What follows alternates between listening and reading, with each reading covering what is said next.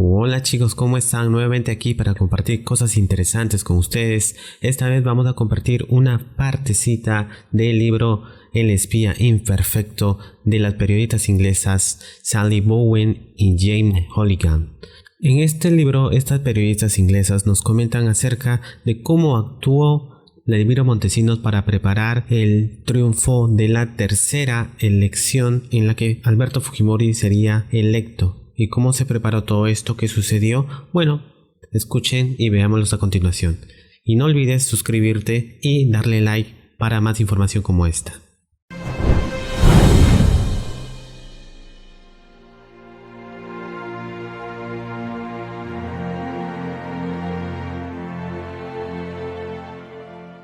Los principales candidatos de la oposición para los comicios del 2000, el alcalde de Lima, Alberto Andrade, y el ex jefe de la Seguridad Social, Luis Castañeda Locio, dieron buen inicio a sus campañas. Por un tiempo, las encuestas mostraban que cualquiera de ellos tenía posibilidad de vencer a Fujimori, pero el ataque de los medios de comunicación fue implacable. Primero Andrade y luego Castañeda vieron desinflarse sus índices de aprobación. Antes de que se iniciase formalmente la carrera, Andrade figuraba primero en las encuestas. En enero de 1999, con 33% de intención de voto, según una encuesta de apoyo, le llevaba más de 10 puntos a Fujimori. Pero a partir de abril de ese año, sus índices comenzaron a declinar. En julio ya ocupaba el tercer lugar, detrás de Castañeda, y siguió cayendo. Andrade se vio bombardeado de insultos: era pituco, un turista o simplemente demasiado gordo. Las campañas en su contra, orquestadas por el CIN, incluyeron el reclutamiento de ex trabajadores de limpieza de la municipalidad a los que se pagaba con planillas secretas. A ellos, que habían quedado excedentes luego de que se otorgara un contrato de limpieza a una empresa particular, se les unieron otros que solo se hacían pasar como ex empleados. Marchaban todos los días frente a la municipalidad de Lima, protestando a gritos contra Andrade y su despido injusto. Dada la amplia cobertura que les prestaban los medios de comunicación controlados por Montesinos, el ataque surtió efecto. En marzo del año 2000, el respaldo a Andrade había disminuido apenas a un 9%. Castañeda, a su vez, fue acusado de malos manejos de los fondos de la caja de pensiones del pescador y de ser blando con los terroristas. En julio ocupaba el segundo lugar en la carrera con un 25% de intención de voto, pero luego ascendió muy poco. En septiembre de 1999 alcanzó un 26%, antes de caer continuamente hasta quedar en un 5%. 6 meses después. Los titulares de los tabloides incluso llegaron a sostener que había albergado terroristas en su casa. Con las puertas de los medios de comunicación cerradas para ellos, Castañeda y Andrade no tenían forma de contrarrestar los cargos que se levantaban en su contra, y quedaron prácticamente indefensos frente a la guerra sucia. A pesar de que Castañeda logró aprehender a un agente del CIN que lo estaba siguiendo y lo entregó a la policía. La estrategia de Montesinos de destruir a los candidatos rivales estaba dando resultados, pero las tácticas eran burdas y faltas de sutileza. Al poco tiempo, los peruanos comenzaron a tener la sensación de que la campaña de Fujimori era excesiva. Justo 2 meses antes de la votación, un informe apareció en el diario El Comercio. Confirmaba los excesos de la campaña de reelección. Con 3 partidos progubernamentales ya registrados en el jurado electoral, por ley Fujimori no tenía necesidad de registrar un nuevo partido, pero el equipo de campaña había decidido que sería mejor contar con una nueva identidad actualizada, en vez de postular con uno de los 3 nombres existentes. Estos se amalgamaron con un nuevo partido denominado Perú 2000, con el fin de formar una alianza conocida también como Perú 2000. sería el vehículo electoral para Fujimori. Ahora bien, era un misterio cómo Perú 2000 había asegurado su inscripción. Los críticos sospechaban que durante 1999 los comedores populares establecidos por el gobierno y los programas de ayuda habían venido presionando a sus usuarios para que prestaran sus firmas en respaldo de la nueva alianza. Pero tal como el comercio descubrió, la realidad había sido incluso más siniestra. Por las confesiones de los que participaron en la campaña, el equipo de investigación del comercio encontró que más de 1 millón de firmas presentadas para inscribir al partido habían sido falsificadas sistemáticamente, lo que el diario llamó una fábrica de firmas. Había funcionado en Lima bajo las órdenes de los miembros del partido de Fujimori, empleados contratados para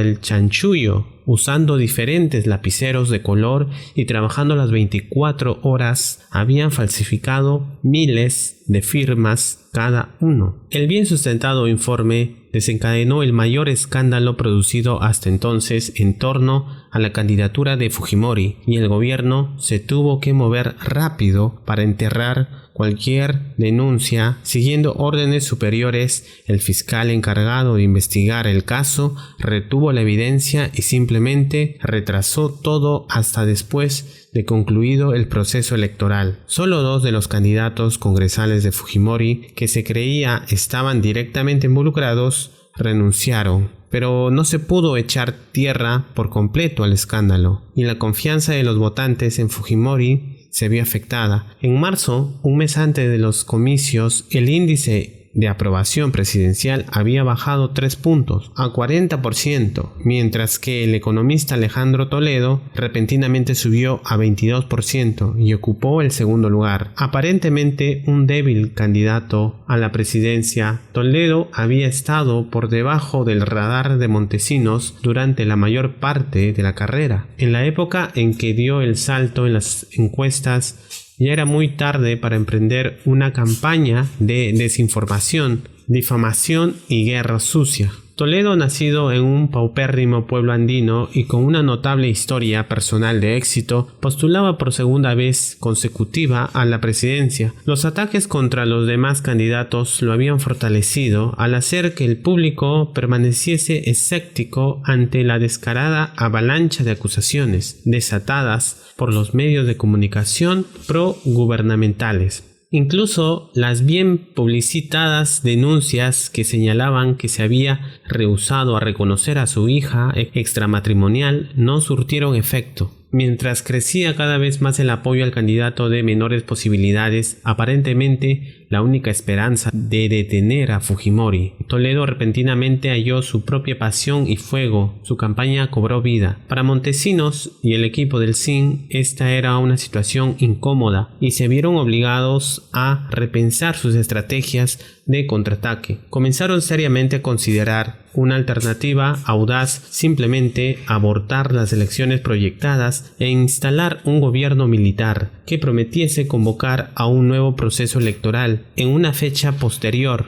Los jefes de las Fuerzas Armadas y Montesinos incluso llegaron a redactar el borrador de una ley que permitiría todo ello, la cual, al igual que un manifiesto que justificaba la poco ortodoxa jugada, sería firmada por los comandantes generales. Estos, se acordó, señalarían las deficiencias en el proceso electoral como la justificación de su medida.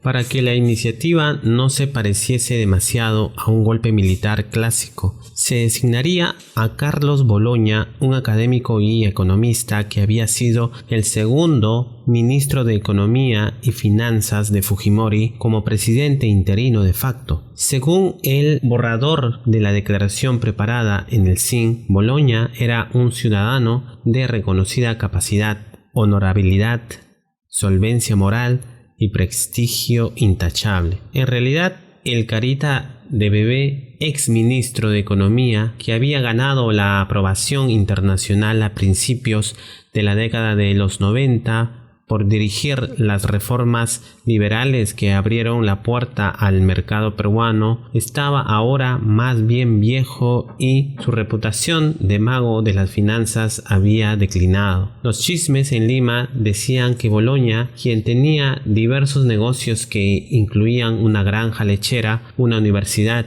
y una participación en una cadena de comida rápida, estaba muy endeudado. Pero si bien había sufrido algunos golpes económicos, su ego seguía intacto y se infló aún más cuando le propusieron que sucediera a Fujimori, a fin de garantizar que el plan nacional no se autodestruyese. Hasta grabó el mensaje a la nación que le habían preparado y en el que anunciaba el golpe propuesto. Pero en las finales prevaleció el sentido común. Montesinos y su equipo se retractaron de su audaz plan de golpe y el mensaje jamás se transmitió a los peruanos. El doctor empezaba a dudar de si podría sacarle la vuelta a la democracia abiertamente por segunda vez en 8 años. Además, aún parecía que la victoria de Fujimori en primera vuelta estaba garantizada. Sin embargo, Montesinos siguió considerando el golpe de estado militar como una posibilidad en caso viera que el país se le escapaba de las manos. Mientras tanto, los preparativos electorales seguían su curso. Aun cuando no tenían la menor idea de las maquinaciones que se efectuaban bajo la mesa y que involucraban a Boloña y un golpe militar,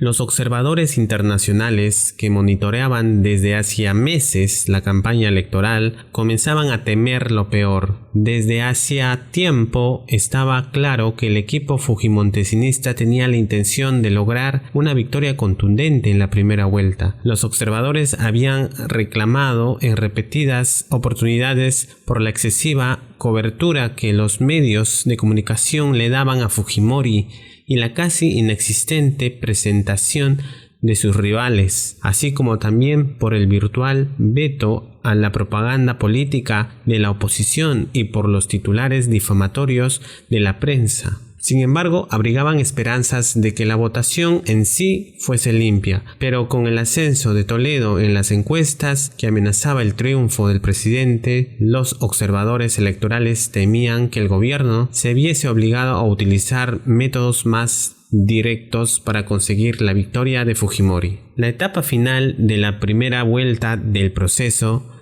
fue una guerra frontal. Los mítines de Toledo en todo el país congregaban a inmensas multitudes y la oposición, anteriormente fragmentada, se aglutinaba alrededor de su candidatura. Esta se había convertido en la única esperanza de detener a Fujimori. Al mismo tiempo, una nueva desesperación se apoderó de los esfuerzos del equipo de Fujimori. La noche de final de campaña, mientras Fujimori llevaba a cabo su mitin de cierre, los canales de televisión detuvieron su programación normal. Al llegar al clímax del mitin, todas las estaciones transmitieron simultáneamente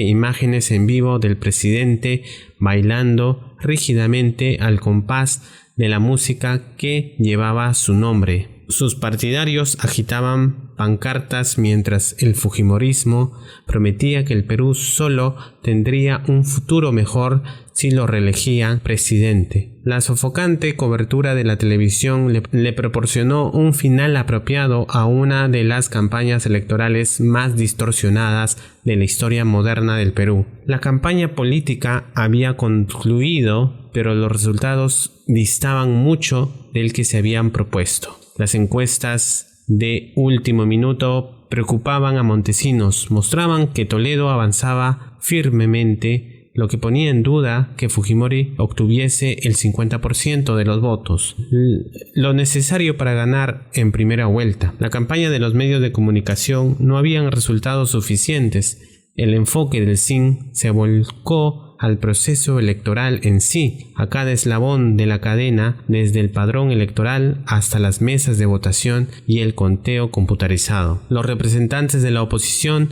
Ya sospechaban que se estaba planificando una guerra sucia. Habían detectado padrones de votantes que habían detectado padrones de votación que incluían militares constitucionalmente impedidos de votar e incluso los nombres de muchas personas fallecidas. Se descubrió que entre el personal de la Oficina de Procesos Electorales, OMPE, directamente encargada del proceso electoral, había gente cercana al CIN. Luego, a tan solo días del proceso electoral, el personal recibió una orden inusual: permanecer durante horas en el interior de las oficinas de la Feria del Pacífico, el centro medular del conteo electoral. Mientras permanecían efectivamente incomunicados, Vladimiro Montesinos y su séquito de guardaespaldas llegaron al lugar y se dirigieron al centro de cómputo, donde establecieron su propio cuartel general. Ahora, comentaban entre ellos los miembros de la OMPE, cualquier cosa podía pasar. Los días de elecciones en el Perú tienen un aire festivo. Hileras de personas culebreaban por centros educativos y universidades o edificios públicos que se convierten en centros de votación. Los vecinos y viejos amigos se juntan para charlar, algunas veces durante horas, mientras las filas avanzan lentamente hacia las improvisadas mesas de votación. A las 4 p.m, cuando estas se cierran, la mayoría ya llegó a casa a tiempo para encender el televisor y escuchar el flash electoral, que se basa en las encuestas a boca de urna. Los animadores de los programas juegan con el tiempo, hablando de cualquier cosa mientras observan cómo avanzan las manecillas del reloj. El 9 de abril del año 2000, mientras Toledo esperaba en el Hotel Sheraton los resultados de las elecciones, la tensión iba en aumento. No bien cerrados los centros de votación, la emisión de una encuesta generó preocupación. Según el anunciador, el virtual ganador del proceso electoral era Alejandro Toledo. Los demás canales anunciaron un resultado diferente y ponían a Fujimori a la cabeza. Pero en el Hotel Sheraton, en el centro de Lima, estalló el júbilo. Toledo y sus partidarios se aventuraron al balcón del hotel para observar a las enfervorizadas multitudes que avanzaban por la vía expresa para saludar a su héroe. Alguien lanzó una vincha roja. El candidato, quien se la ató alrededor de la frente al estilo de un guerrero ninja. Faltaban varias horas para que los primeros resultados oficiales comenzaran a ser permitidos por el jurado electoral. Nerviosos, funcionarios movían torpemente sus papeles mientras leían confusas cifras de unas cuantas mesas de votación. Solo se había contabilizado un mínimo porcentaje de votos, pero todos ponían a la cabeza a Fujimori. En el Sheraton, el ánimo de la gente se enardeció. Alejandro Toledo fue alzado en hombros por la multitud. A Palacio, gritaban, dando la vuelta y comenzando a marchar hacia la Plaza Mayor, pero no era posible acercarse al Palacio de Gobierno. Los gases lacrimógenos de la policía los hicieron replegarse y finalmente, con los ojos irritados, la multitud se dispersó para esperar. Al día siguiente, Eduardo Stein, el afable jefe del grupo de observadores de la Organización de Estados Americanos, confesó que estaba desconcertado. Los resultados oficiales que se venían dando mostraban que Fujimori estaba cerca del 50% que necesitaba para ganar. Sin embargo, el equipo de observadores de la OEA había estado verificando los centros de conteo durante todo el día y los había encontrado cerrados. No tenemos la menor idea de dónde proceden estos resultados, dijo Stein a los periodistas. Algo siniestro está pasando, agregó. El CIN había recurrido a una diversidad de mecanismos para volcar los resultados. Cuando concluyó el conteo, había 1 millón de votos más que los votantes registrados. Se descubrió a piratas informáticos en una cabina pública de internet y se temían que, habiendo establecido un sitio paralelo a la página oficial de la oficina electoral, se hubiesen sustituido los resultados verdaderos por otros falsos. Los procedentes de las mesas de remotas áreas bajo control militar o zonas donde no existía el monitoreo independiente resultaron abrumadora y sospechosamente pro-fujimoristas. En tanto aumentaban los resultados, nada parecía tener sentido. Los manifestantes salieron a las calles de Lima, una vez más exigiendo un conteo justo.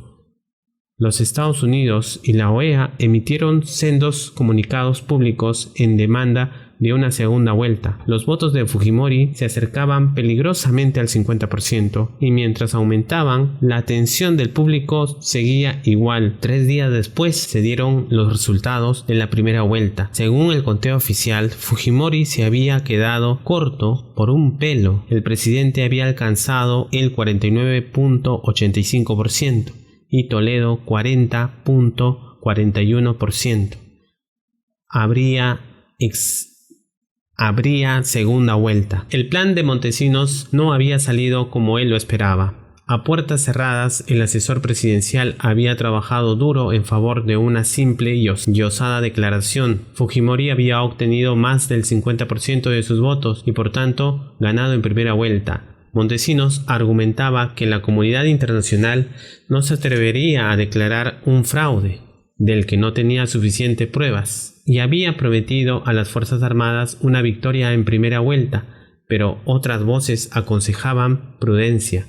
Era mejor admitir que Fujimori había estado muy cerca de la victoria inmediata. Después de todo, ¿qué otra cosa podía ser una prueba convincente de que en verdad el Perú vivía en democracia? Simplemente había que asegurar de que no habría más tropiezos en la segunda vuelta. En las semanas posteriores a la votación de abril, Toledo continuó presidiendo mítines multitudinarios a lo largo y ancho del país, pero había perdido la confianza en la maquinaria electoral. Los observadores internacionales asistían a reuniones con el gobierno para comprobar el software electoral, pero salían meneando la cabeza y preguntándose si no sería necesario posponer la segunda vuelta. La guerra sucia contra Toledo proseguía sin treguas. Comenzaron a circular rumores de que existía un video donde se le veía en un hotel con prostitutas y consumiendo cocaína. Aunque la prueba nunca salió a la luz, los crecientemente sospechosos arreglos para la segunda vuelta electoral terminaron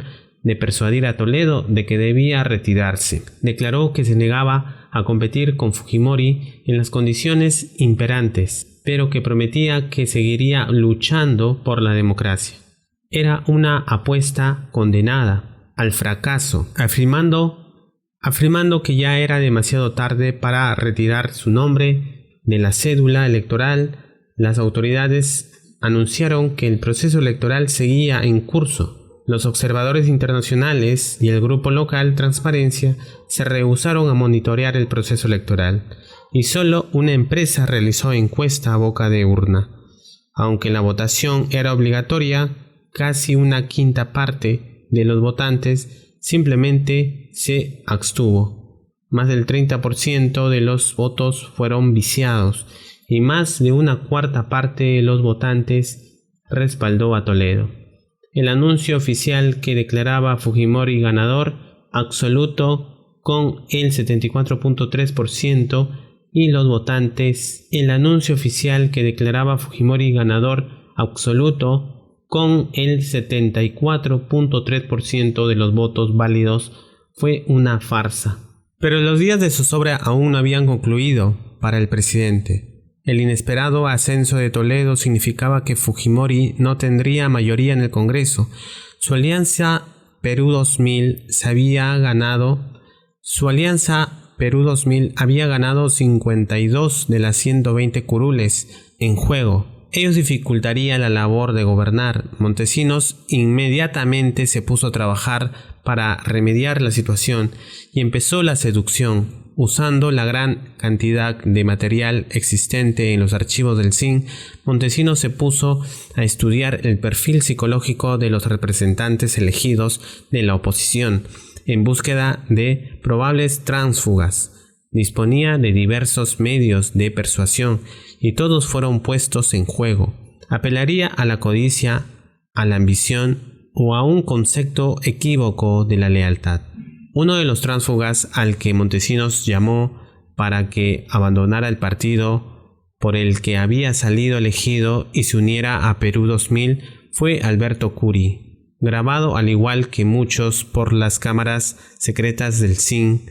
Curi, alto de ojos oscuros, esperaba expectante en la salita de Montesinos.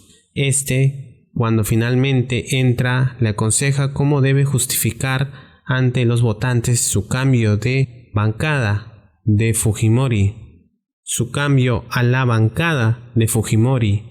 ¿Pero puedo votar según mi conciencia?, pregunta Curi, antes de firmar su lealtad a Perú 2000 en el documento que le entregaba. No, responde tajantemente el jefe del espionaje. Luego busca en sus bolsillos, extrae unos fajos y cuenta $15,000 en billetes para Curi. El trato está sellado. Durante el tenso mes entre la segunda vuelta y la investidura del 28 de julio, varios congresistas recién elegidos anunciaron que habían decidido cambiarse a la bancada de Fujimori. Sus razones variaban, aunque buena parte de ellos argumentó que sería mejor para la gobernabilidad del Perú que el presidente contase con mayoría. Los votantes escuchaban frustrados cómo sus candidatos los abandonaban y la bancada de Fujimori crecía. Posteriormente, los ayudantes de Montesinos confesaron que 14 congresistas habían pasado por las oficinas del CIN y aceptado dinero en efectivo, ya sea para votar abiertamente por Fujimori o para convertirse en topos o agentes encubiertos en el corazón de la oposición, listos para informar o voltearse cuando los llamasen. La gente tenía la sensación de que algo siniestro se estaba tramando, pero era difícil saber a ciencia cierta cómo se movían los engranajes del poder. Muchos peruanos comenzaron a llegar a Lima desde todo el país. Varios días antes de la juramentación presidencial, el 28 de julio, día de la independencia, Toledo había convocado a una marcha de los cuatro suyos, las 4 regiones del antiguo imperio incaico, y miles respondieron a su llamado. El respaldo a Toledo se había incrementado y una amplia coalición de todos los partidos de oposición estaba trabajando en formar concertadamente para organizarse en la resistencia a la elección, ahora ampliamente aceptada como fraudulenta. Se instalaron campamentos en las principales calles de Lima para albergar a los manifestantes, muchos de los cuales, llegados con sus vestimentas tradicionales, procedían de los Andes y la selva y se alimentaban de ollas comunes. El multitudinario filántropo George Soros donó $1 millón a la causa pro democracia. Afuera del Hotel Sheraton, frente al Palacio de Justicia, se instaló un tabladillo para presidir las manifestaciones. Días antes, el CIN había enviado agentes y policías para ocupar los hoteles del centro de la ciudad e infiltrar la marcha.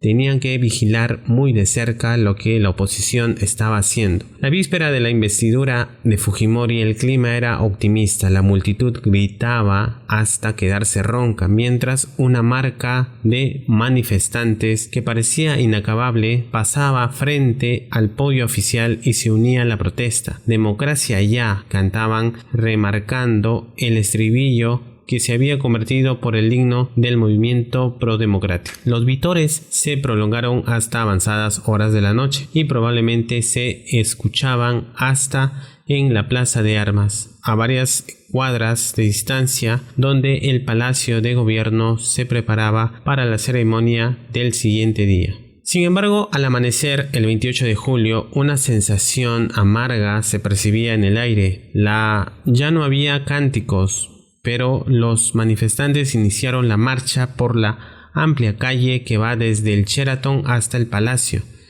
Muchos llevaban puestos anticipadamente a los ataques con gases lacrimógenos, rudimentarias máscaras antigas fabricadas con botellas de plástico de gaseosas recortadas y llenas de agua. La policía antimotines estaba esperándolos en las afueras del centro histórico, a varias cuadras de la plaza.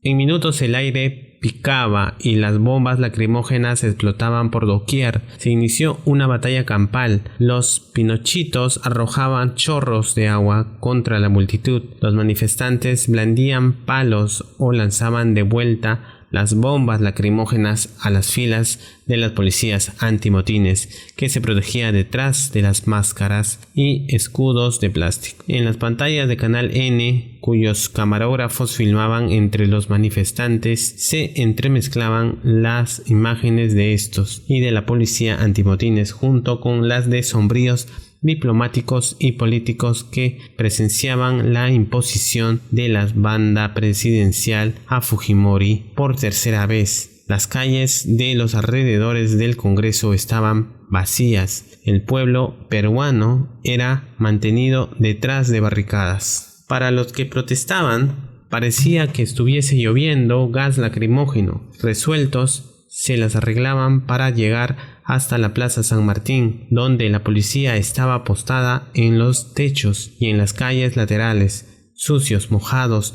y semi-asfixiados, los opositores al fraude de Fujimori siguieron protestando durante horas, replegándose solo para irrumpir nuevamente en la plaza. A unas cuantas cuadras de distancia, algo más serio estaba sucediendo. Los manifestantes se dirigían al Banco Estatal, el Banco de la Nación, y hacían añicos las ventanas. De pronto el fuego empezó a salir del interior. Pronto el edificio entero estalló en llamas y en medio del denso humo parte de él se derrumbó. Los bomberos se quejaron de que los manifestantes no los dejaron pasar. Solo después se supo que 6 vigilantes habían muerto en el incendio. Más tarde aún, las investigaciones descubrieron que el incendio no lo habían iniciado los manifestantes prodemocráticos, sino infiltrados enviados por el SIN. El operativo buscaba que se tildara de vándalos a los manifestantes. Unos cuantos días después, en la plaza que se halla de frente al Palacio Presidencial, se congregó una pequeña multitud armada, esta vez con baldes, bateas y telas. Hombres y mujeres comenzaron a lavar la bandera peruana como gesto de protesta contra el nuevo gobierno. Cada vez más y más transeúntes se alineaban para participar en el lavado y tendido de la enseña nacional. El descontento seguía fermentándose. Un grupo de protesta, llamado sencillamente Resistencia, repartió bolsas de basura de color negro que llevaban impresas las caras de Montesinos y Fujimori. El eslogan decía: "Pon la basura en su lugar". En el campo internacional, los vientos se estaban volviendo gélidos. En junio, la Organización de Estados Americanos había escuchado a un ferviente Eduardo Stein detallar las irregularidades del proceso electoral, pero no llegó al extremo de declarar que las elecciones no eran válidas. Varios países latinoamericanos, temerosos de encontrarse en el futuro de una situación similar, se mostraban renuentes a sancionar al Perú y acordaron una solución de compromiso. La fórmula que la OEA encontró fue aceptar la legitimidad del gobierno de Fujimori, pero insistiendo en que debía embarcarse en un proyecto integral de democratización. Con gran presteza, la organización decidió enviar al Perú una misión de alto nivel para monitorear el avance. Las mesas de concertación, que serían supervisadas por la OEA y que incluirían a representantes de la oposición política, la Iglesia y la sociedad civil, se establecerían en Lima para trabajar una prolongada agenda que incluía la reforma de los servicios de inteligencia. Resentido por la pública reprimenda que había recibido de manos de sus vecinos continentales, el gobierno de Fujimori le dio gran publicidad a la formación de su propio equipo de 4 personas para promover la verdadera democracia. Cuando ese equipo se reunió en las oficinas del primer ministro para una primera reunión, en la que se expondrían los planos para la instalación de una auténtica democracia, un funcionario presente pensó que solo podría tratarse de una broma de mal gusto. Había visto al hombre que presidiría la reunión del Comité de Democratización Gubernamental. Era Vladimiro Montesinos. Y bien chicos, ese fue el texto que he compartido con ustedes. No te olvides darle like, compartir y eso fue todo. Cuídense bastante. Hasta luego.